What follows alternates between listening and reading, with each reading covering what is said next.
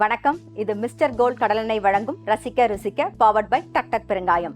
நேயர்கள் அனைவருக்கும் இனிய தீபாவளி நல்வாழ்த்துக்கள். தீபாவளிக்கு எல்லாரும் பிஸியா இருப்பீங்கன்னு தெரியும். இருந்தாலும் நம்ம ரசிக்க ருசிக்க பார்க்க மறக்காம வெயிட் பண்ணிட்டு இருக்கீங்க. நம்மளுடைய ப்ரோக்ராமோட ஸ்பெஷல் என்னன்னு பார்த்தீங்கன்னா, நம்ம ரெசிபியை பார்த்தோன்னே டக்குன்னு பண்ணிடலாம். இதுதான் நம்மளுடைய ப்ரோக்ராமோடைய ஸ்பெஷல். அந்த மாதிரியான ஒரு ரெசிபி தான் பார்க்க போகிறோம்.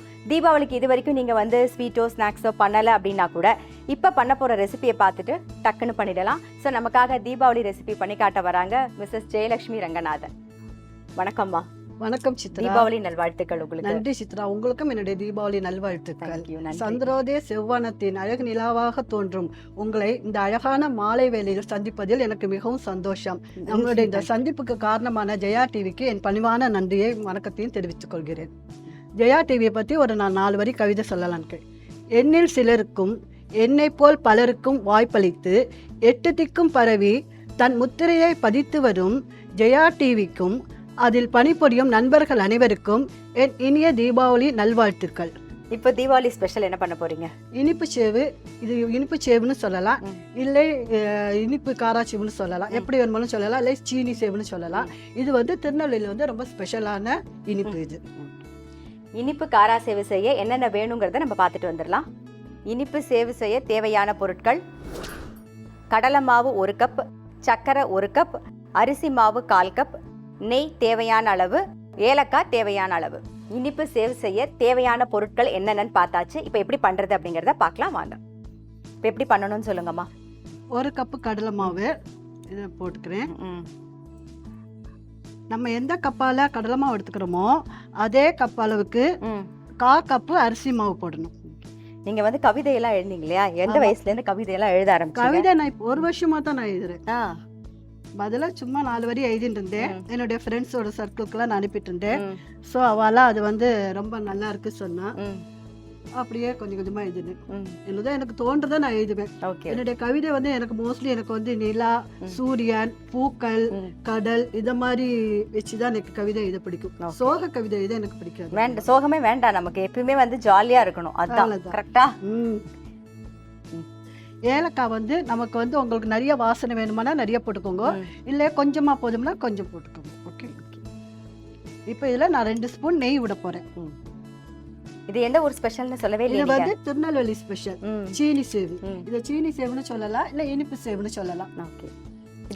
இது சின்ன குழந்தைகளுக்கு கொடுக்கலாம், ரொம்ப விரும்பி சாப்பிடுவா குழந்தைகள்லாம். உங்கள் அம்மா கிட்ட இருந்து கற்றுண்டேலா இல்லைன்னா? நான் கல்யாணம் ஆகி வரும்போது எனக்கு 21 வயசு தான். லைட்டாக தான் எனக்கு சமைக்க தெரியும். அப்புறம் நான் கல்யாணம் ஆகி வந்த அப்புறம் தான் எங்கள் மாமியார் மூலமாக நான் எல்லாமே கற்றுட்டேன். மாமியார் தான் எனக்கு எல்லாமே சொல்லி கொடுத்தாங்க. இப்போ தண்ணி விட்டு நான் விட்டுட்டோமா? கொஞ்சம் கொஞ்சமாக முதல்ல இதை கலந்துக்கலாம். திருநெல்வேலியில் ஃபேமஸ் ஸ்வீட் நிறைய உண்டு. அச்சு முறுக்கு, முந்திரி கொத்து, அதே மாதிரி கார்த்திகைக்கு ஓலை கொழுக்கட்டைன்னு பண்ணுவாங்க, அல்வா. அதுக்கப்புறம் மாலாடுன்னு பண்ணுவாங்க. மாலாடு நிறைய இடத்துல பாசிப்பருப்புல பண்ணுவாங்க. ஆனா திருநெல்வேலியில பொட்டுக்கடலையில பண்ணுவா. பொட்டுக்கடலைனா சில பேர் பொட்டுக்கடலை சொல்லுவா, சில பேர் பொரிகடலைன்னு சொல்லுவா. சென்னையில அது உடச்ச கடலைம்பா. ஆமா, உடச்ச கடலை அப்படின்னு சொன்னா எல்லாருக்கும் புரிஞ்சிடும். அதுலதான் மாலாடு பண்ணுவோம். அந்த மாலாடு எதுக்குன்னா நிச்சயதார்த்தத்துக்கெல்லாம் வைக்கணும். நிச்சயதார்த்தம், கல்யாணம் எதுனாலும் அந்த மாலாடு இல்லாம பெரிய உருண்டையா வைப்பால. நிச்சயதார்த்தத்துக்கு அது ஒரு தேங்காய் சைஸுக்கு வைக்கணும். அந்த மாலாடு அவ்வளவு பெருசா இருக்கும். அது சீர் பார்க்கும்போது மாலாடு வச்சிருக்காளான்னு பாப்பா.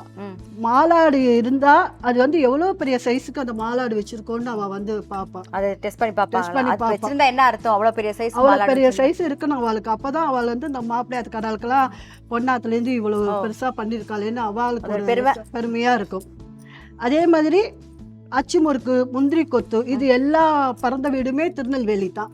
அதிரசம், அதே மாதிரி கார்த்திகைக்கு பண்ற ஓலை கொழுக்கட்டையும் ரொம்ப ஃபேமஸ். இப்போ மாவு இந்த பதத்துக்கு நம்ம பேசணும். எந்த பலகாரம் பண்ண ஆரம்பிச்சாலும் அதுல பிள்ளையாரு கொஞ்சம் பிடிச்சு வைக்கணும். அப்பதான் நிறைய பேர் கேட்பா ஒரு கேள்வி, பிள்ளையார பிடிச்சி வைக்கிறீங்களோ, லாஸ்டா பிள்ளையார நீங்க என்ன பண்ணுவீங்கிறது எல்லாருக்குமே ஒரு டவுட் இருக்கு. நீங்க என்ன பண்ணுவீங்களோ அதை சொல்லுங்க. நாங்க அதை பிடிச்சி வச்ச பிள்ளையார கிணறு இருந்தா கிணத்துக்குள்ள போட்டுடுவோம், இல்லைன்னா தண்ணீரை கலக்கி அப்படியே கரைச்சி விட்டு அவ்வளவுதான். ஏன்னா நம்ம அப்படி பிடிச்சி வச்சோம்னா நம்ம பண்ற பலகாரங்கள் நல்லா வரும். நல்லா பிள்ளையார வேண்டிட்டு பண்றோம். அவ்வளவுதான். இப்போ புழிஞ்சிடலாமா? ம். இது வந்து தேன் குழல் நாடியில புழியணும். ஆமா, இந்த மாதிரி இருக்கும். சில்லு இந்த மாதிரி சில்லு தான் போடணும். 3 கண் இருக்கும் தேன் குழல் நார்மல் இது.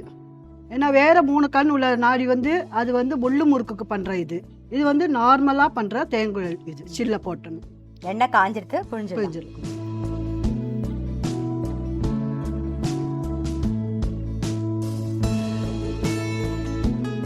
ஒரு 2 நிமிஷம் நம்ம வந்து கிளறி கொடுக்க வேண்டாம். அது கொஞ்சம் இல்லைன்னா வந்து விண்டு அது செட் ஆயிக்கணும் அந்த எண்ணெயில. உங்க ஆத்துல வந்து உங்க மாமாவுக்கு நீங்க பண்றதுல எது ரொம்ப பிடிக்கும்? அவருக்கு எல்லாமே என்னுடைய சமையல் எல்லாமே ரொம்ப பிடிக்கும். அவருக்கு வந்து ஸ்வீட்னா ரொம்ப பிடிக்கும். அதே மாதிரி நான் பண்ற வத்த குழம்பு, சின்ன வெங்காயம் சாம்பார் எல்லாமே ரொம்ப பிடிக்கும் அவருக்கு. நல்லா காஞ்சிருக்குன்னு எப்படின்னா அது தட்டில் எடுத்து போடும்போது அது உடைக்கும் போது டக்குன்னு சத்தம் வரணும். இந்த பாருங்க, இந்த மாதிரி சத்தம் வரணும்.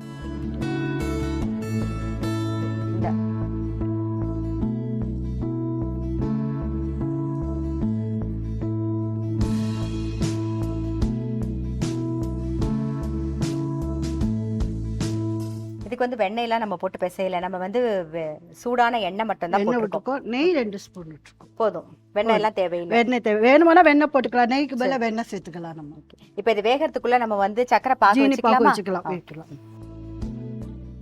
இப்போ வந்து வேகட்டும். தேன்குழல் வேகிறதுக்குள்ள நம்ம என்ன பண்ண போறோம்னா சக்கரை பாகு வந்து ரெடி பண்ணிக்க போறோம். 1 கப்பு கடலை மாவு எடுத்தீங்கன்னா 1 கப்பு சக்கரை கரெக்டா இருக்கும். இப்போ சக்கரை பாகு வச்சுக்கலாம். தண்ணி இதுக்கு வந்து 1/4 டம்ளர் தண்ணி வச்சிருக்கேன். 1 கப்புக்கு 1/4 கப்பு தண்ணி. ஆமா, 1/4 கப்பு தண்ணி.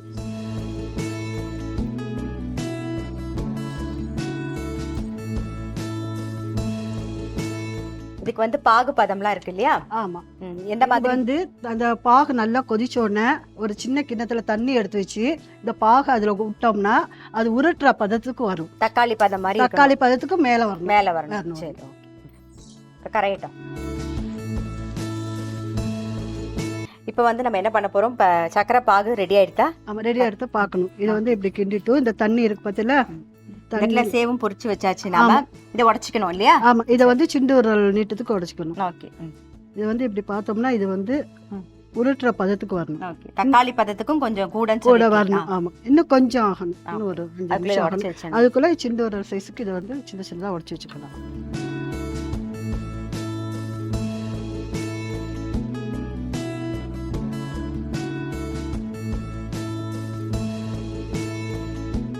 இப்போ இனிப்பு சேவுக்கு வந்து சேவ் ரெடி பண்ணியாச்சு. நாம தக்காளி பதம் வந்துருதா? ஆமா, தக்காளி பதமும் வந்துருது. அது மட்டும் ஒரு வாட்டி காமிச்சிருவோம். இந்த மாதிரி தக்காளி பதத்துக்கு கொஞ்சம் கூட வரணும். இப்போ வந்துடுத்து. நம்ம வந்து நெய் 1 ஸ்பூன் சேர்த்துருவோம். ஏலக்காய் பொடியும் சேர்த்துடலாம்.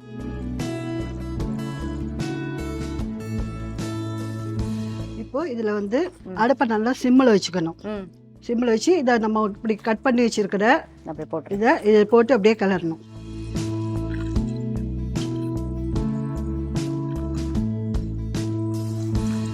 அப்படியே அப்புறம் கலர தனித்தனியா வந்துடும்.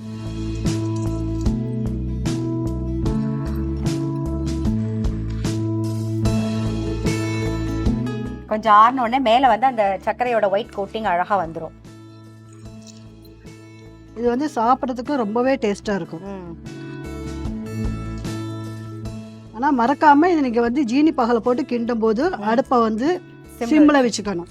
ஒரு 5 நிமிஷம் வந்து நல்லா கலருங்க. அப்ப அதை சேர்ந்தாப்புல வந்து எல்லாம் அது சக்கரை பாகெல்லாம் வந்து இழுத்துக்கும். அப்பதான் வந்து நல்லா இருக்கும். பாருங்க, இப்ப மாறி இருக்கும் கலரே.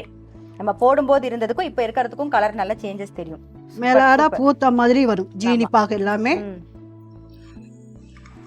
நல்லா வந்திருக்கு. நல்லா ஆறியாச்சுன்னா தனித்தனியா ஊதுரும். இப்பயே தனித்தனியா தான் இருக்கு.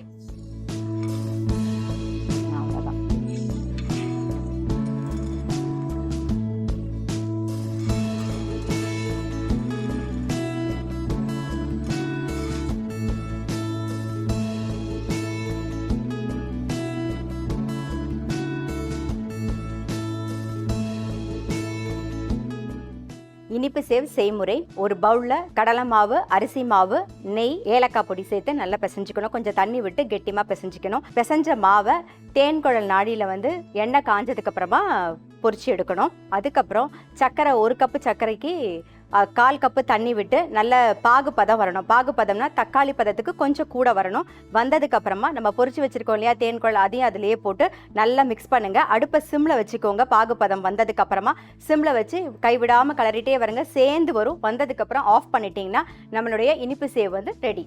இப்போ இனிப்பு சேவ் பார்த்தோம், ரொம்ப நல்ல டேஸ்டா இருந்தது. அடுத்தது காரம் பார்க்க போறோம், மிளகு துக்கடா. அதுக்கு தேவையான பொருள் என்னென்னு பார்த்துட்டு வந்துடலாம். இப்போ மிளகு துக்கடாக்கு தேவையான பொருள் என்னென்னு பார்த்துட்டு வந்துருவோம். மிளகு துக்கடா செய்ய தேவையான பொருட்கள்: கோதுமை மாவு 1 கப், நெய் தேவையான அளவு, மிளகு பொடி 1 டீஸ்பூன், உப்பு தேவையான அளவு. மிளகு துக்கடா செய்ய தேவையான பொருள் என்னென்னு பார்த்துட்டோம். இப்போ வந்து எப்படி பண்றது அப்படிங்கிறத பார்க்கலாம் நாம. இப்போ ஃபர்ஸ்ட் என்ன பண்ணணும்னு சொல்லுங்கம்மா. கோதுமை மாவு 1 கப்பு,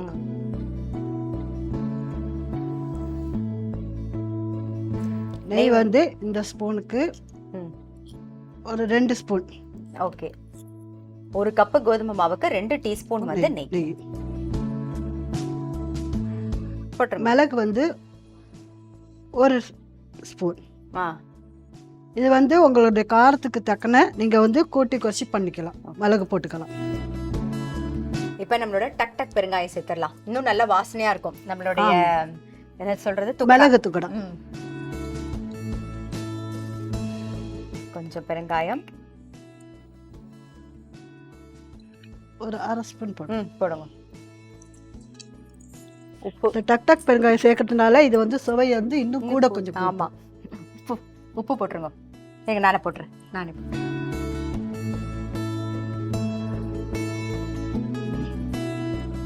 இதெல்லாம் முதல்ல நல்லா கலந்துக்கணும்.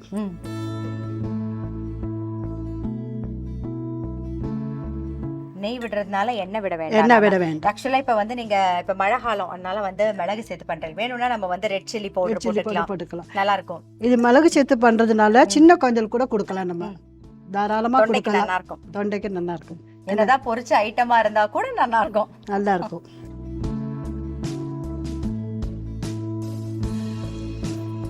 பாருங்க, வந்து சும்மா ஈஸியா ஸ்கூல்ல இருந்து வந்துட்டு பசங்க வந்துட்டானா ஒண்ணுமே இல்லைன்னா டக்குன்னு பண்ணி கொடுத்துருவோம். இது வந்து திதிப்புலையும் பண்ணலாம். ஆமா, ஜீனி பாகு இந்த மாதிரி வெறுமனே பிளைனா கோதுமை மாவுல தண்ணி விட்டு பசைஞ்சு சப்பாத்தி மாதிரி விட்டு அதை டைமண்ட் மாதிரி கட் பண்ணி ஜீனி பாகு வச்சு அதில் போட்டு எடுத்தோம்னா அது வந்து ஜீனி இனிப்பு துக்கடா.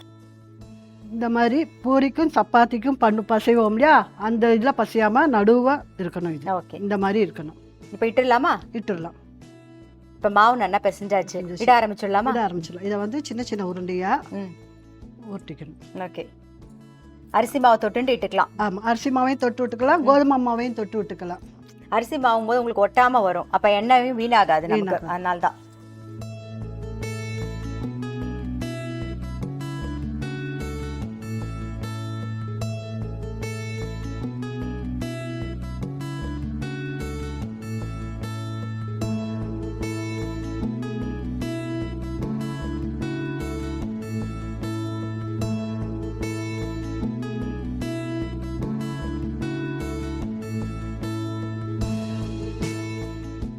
இப்போ இந்த மாதிரி கட் பண்ணியாச்சு இல்லையா? ஆமா, போட்டுடலாம். நம்ம எண்ணெயும் காஞ்செடுத்து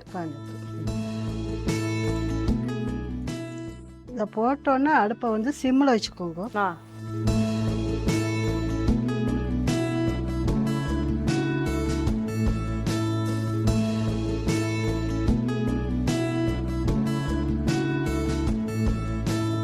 அடுத்ததும் போட்டுடலாம்.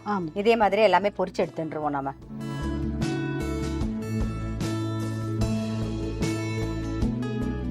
மிளகு துக்கடா ரெடி ஆயிடுத்து. ஆஃப் பண்ணிட்டு எடுத்துருவோம் நாம. பார்க்கவே என்ன சொல்றது, சாப்பிட்றதுக்கு ஆசையா இருக்கு. எனக்கு வந்து எங்க அம்மா ஞாபகம் வந்தது இதை பார்க்கும்போது.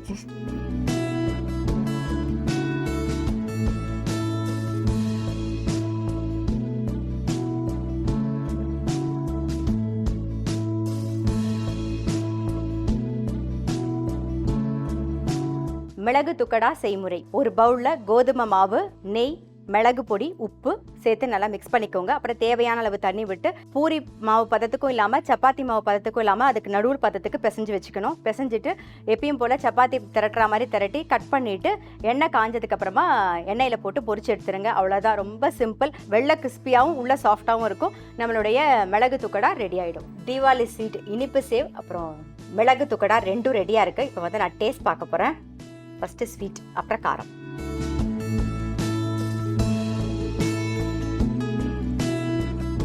நீங்கள் சொன்ன மாதிரி அந்த சக்கரை வந்து மேலே கோட்டிங்கோட நல்லாயிருக்கு, டேஸ்ட்டாக இருக்கும்.